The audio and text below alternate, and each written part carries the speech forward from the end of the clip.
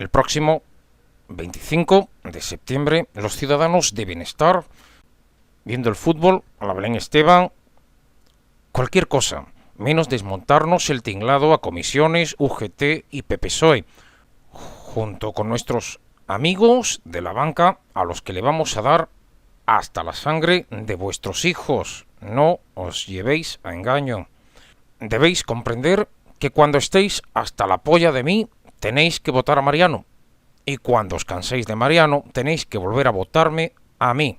Este es el plan. Mire usted, nunca he estado más de acuerdo con lo que dice mi amigo José Luis. Si lo que os prometí en las elecciones lo he incumplido una y otra vez, es por motivos de mucho peso, porque me ha salido de la polla. Y os quiero ver a todos en el bar discutiendo de las pulgas del perro de Cristiano Ronaldo o de los goles de Messi.